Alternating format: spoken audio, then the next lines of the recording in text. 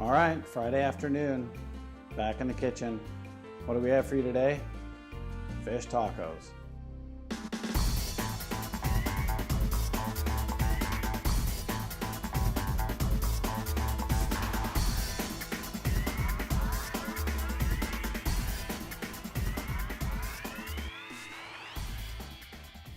All right, so here we go. Dad and daughter date. We're going shopping. Got a cooking show to do. Got my lovely assistant, McLean. Hello. And we're heading to the store. We're gonna get some stuff. We're gonna be grilling up some stuff tonight, and really excited about what we're gonna share with you for amazing fish tacos. But we're gonna do a little spin on it, a little different vibe for the fish tacos. We're gonna go a little healthier, and hopefully you like them. So check it out. Oh yeah, gluten free. All right, so for fish tacos, you go to the frozen food section, and look at that. There it is. All right, so I've got assistant number 2 with me now. This is the K-Man. We're heading to the grocery store to get some more ingredients and finish this thing off.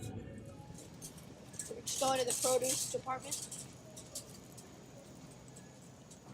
First thing we need, cilantro.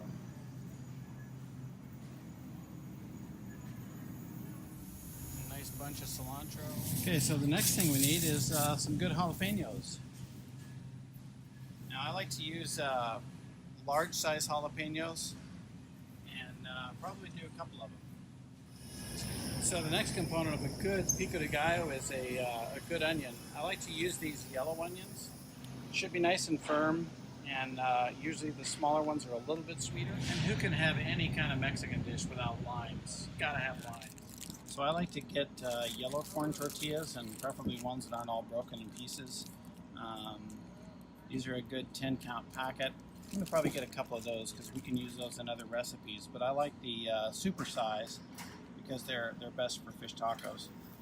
Some original plain yogurt, but it's for the sauce that we put on the fish tacos, the spicy sauce. So this stuff is the building blocks of an amazing fish taco. Now, if you don't have this, you can go to any store and get a light, firm fish, but keep in mind it's something you're going to want to have hold up on the grill. So our family, we eat about 3 fish tacos each, and typically what we'll do is for each one of these packets we'll do 3 fish tacos. So for thawing them out, the package says run them under cold water. Well, we'd go broke in San Diego with the water rates we have here. So what we're going to do is we're going to submerge these in cold water and let them thaw out gradually. So you're looking at it, this is what you need to build a great fish taco. Got some cilantro here, got some jalapenos, a couple limes, some tomatoes, a yellow onion, some cabbage, and avocados. So while that fish is in there getting happy, we're going to start preparing our pico de gallo. And what we're going to need is a lot of cilantro to get us started off. So you don't have to be really particular about your cilantro and what parts of the bunch of cilantro you cut up. I just like to kind of get everything in there. You can get a little bit of stems. It's not going to be a big deal. They still taste great. They're not bitter. So we're going to put this in a bowl. And then we're going to start working on some tomatoes. So for the tomatoes, that's kind of an ugly one. We want to come in on the top part here and just kind of use your knife at an angle to go in and just remove that little wedge from the top. And we'll toss that down the disposal. And then just kind of cut off any parts that are unsavory.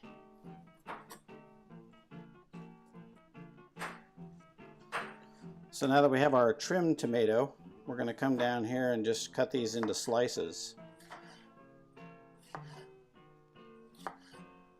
They don't have to be real particular, but we just like to get some decent sized slices here. And then we're going to come through those with the knife again and dice them up. Alright, so we've got our tomato.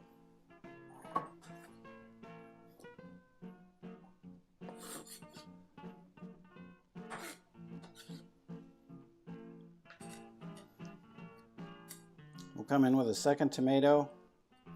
Now normally I would be adding all of these ingredients together in one bowl for pico de gallo, but we have somebody in the house who isn't particularly fond of tomatoes. So we're going to separate just that component of the pico de gallo.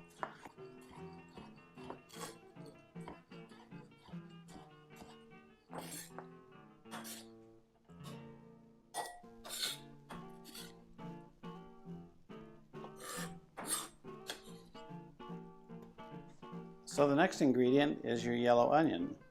So what I like to do is take that yellow onion, cut it basically in between the two polar ends, cut it down the middle, and then take each one of those and cut them down the middle again. That makes the skin really easy to take off and get that outer layer that can kind of be a little dry and not as fresh. So I'm only going to use about a half an onion for this recipe, and what I like to do is just dice up the onion similar to the tomatoes, just some smaller sizes.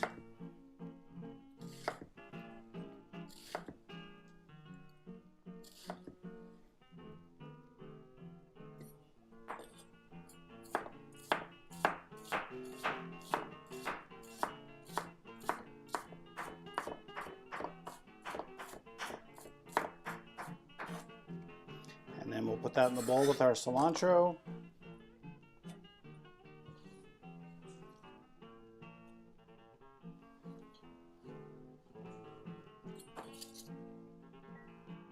Next part is our jalapeno pepper. So some of you may not know too much about working with jalapeno peppers because you're not a spicy food person.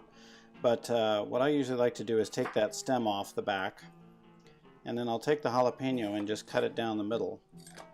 So you'll notice that there's some white portion down here, which is the spine, and then the seeds.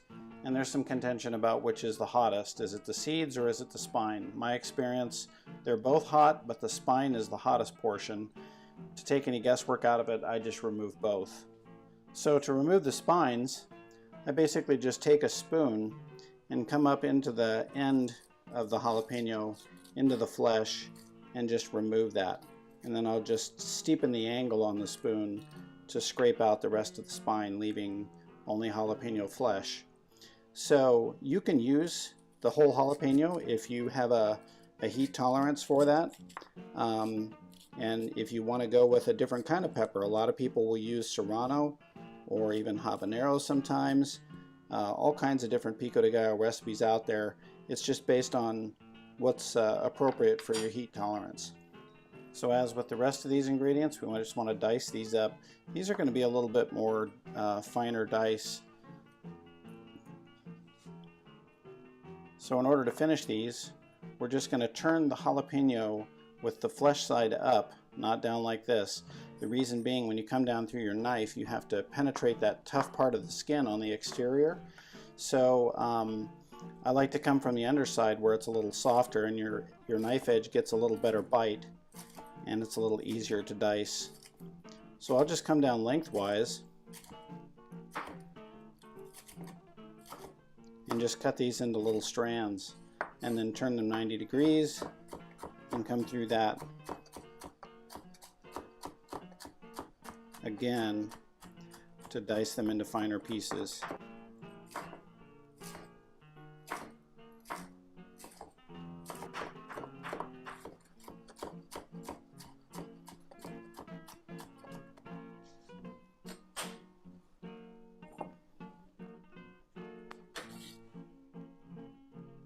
And now the catalyst that kind of brings everything together is the lime.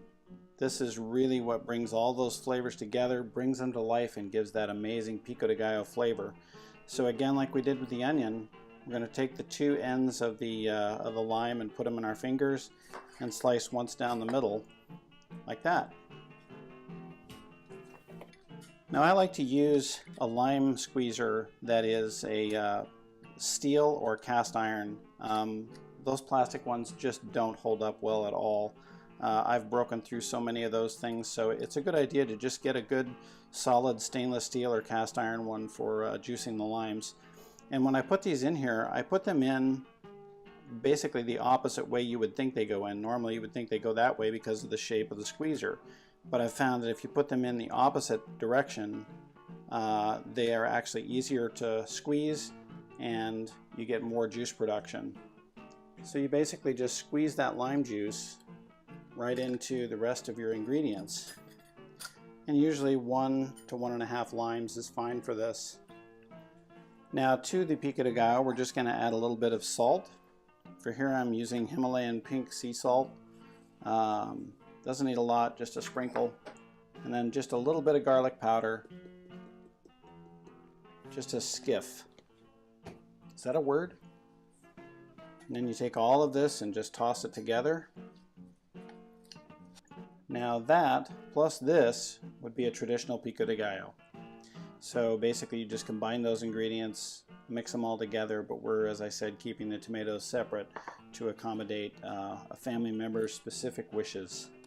So next we're going to go on to the guacamole. So I like to come down with a knife only to barely touch the hull on the bottom side and just sort of break up this avocado, which makes it easier to mash into guacamole. From there we can just simply scoop it out.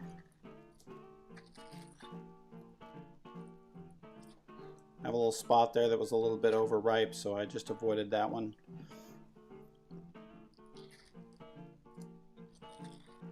And we'll just keep adding avocados up to the point where you say that's too much.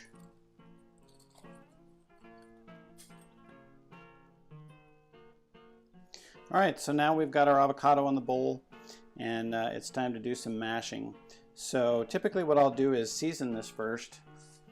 Here we're going with the same 2 seasonings we had in the pico de gallo. A little bit of salt.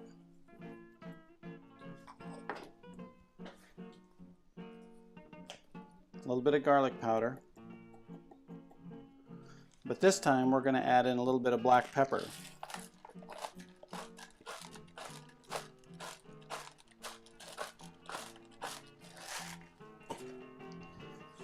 Just a very light dusting of black pepper.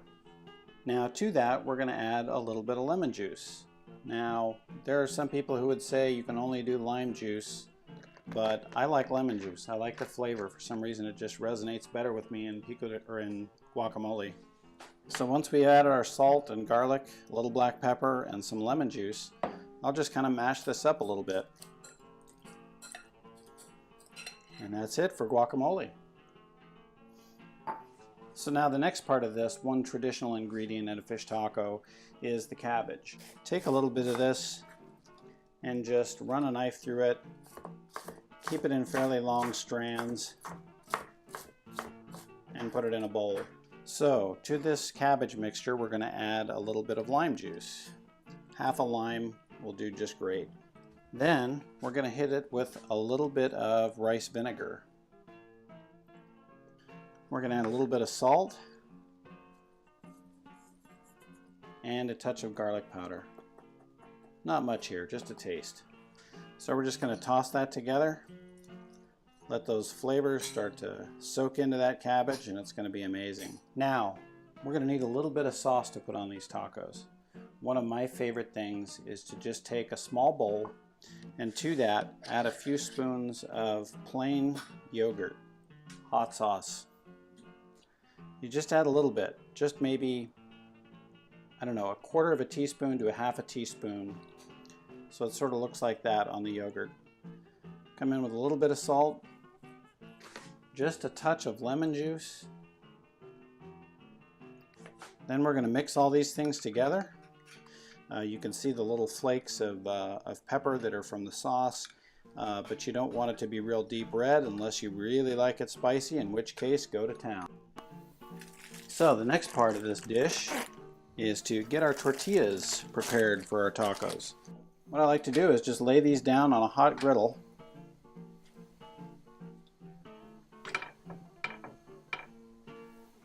And just let them do their happy dance. Basically what we're looking for here is not to overcook them and make them all dried out, but basically just get a little bit of color marks on them from browning, but still have them be very pliable. So you'll see that the tortillas kind of almost get a little bit of a blistery look to them just from browning on the pan, and you know they're just about right at that point. But they should still be very pliable when you work with them. You don't want them breaking apart when you put your ingredients in there. So I like to take a couple of foil sheets and just set them down to the side. Just take these right off the heat and set them inside the aluminum foil. So you'll notice if you try to spin that, they're kind of stuck to the bottom, so you just need to wait a minute or two. So now when you have your tortillas cooked and they're set aside in the foil, I'll just wrap those up and put them in an oven for about 20 or 30 minutes and about 175 to 200 degrees just to keep them warm. Alright, so when these fillets are thawed out, they'll still be almost partially frozen but a bit pliable. And I'm just going to cut open these packages and drain off any water that's inside, and then just transfer them into my bowl.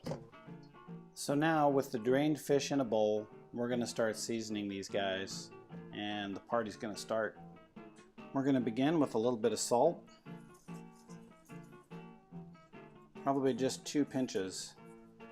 To that, we're going to add some chili powder.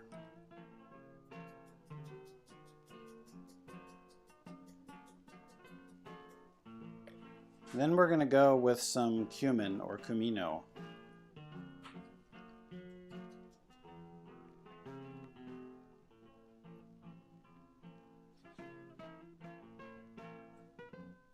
And a little bit of turmeric.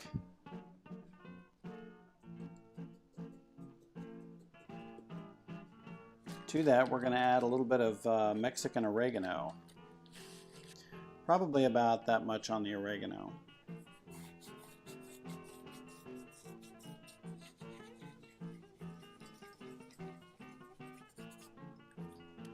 And then a little touch of garlic powder. And the final ingredient is going to be avocado oil. So we're just going to coat those pieces enough to let the seasonings distribute, and they're going to brown up a little bit on the grill and be fabulous. So I just like to get all sides coated with seasoning. Okay, once we've got those coated up, we're going to put them in the fridge, let them hang out for a little bit while our grill is warming up, and we'll get cooking them. All right, let's get our grill fired up.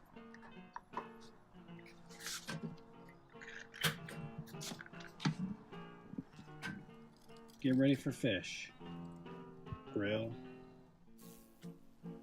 All right, for this part, the actual grilling, you're going to need 2 tools. Some tongs, and a good steel spatula. So now that our grill's hot, we'll throw on some fish.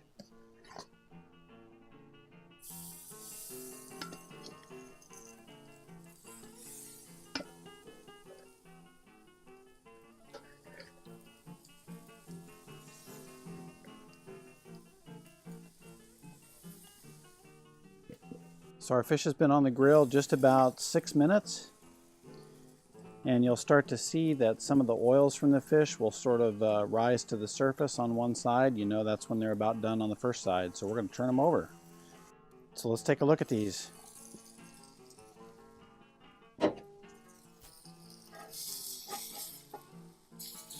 Oh, they're looking great.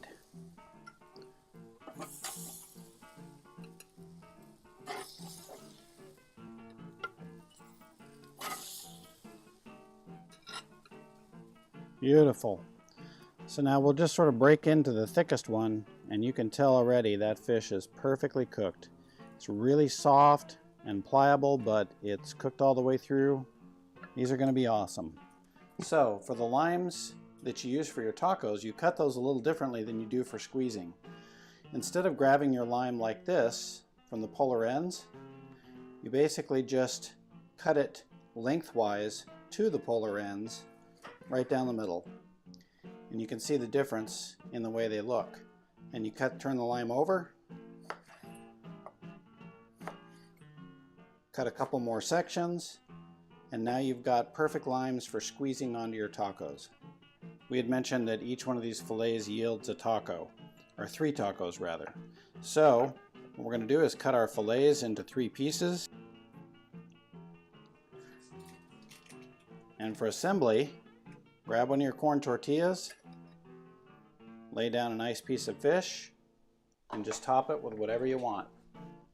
I like to do a little bit of cheese, a little bit of guacamole, a little pico de gallo, a little bit of tomato, which is usually in the pico de gallo, and some awesome sauce.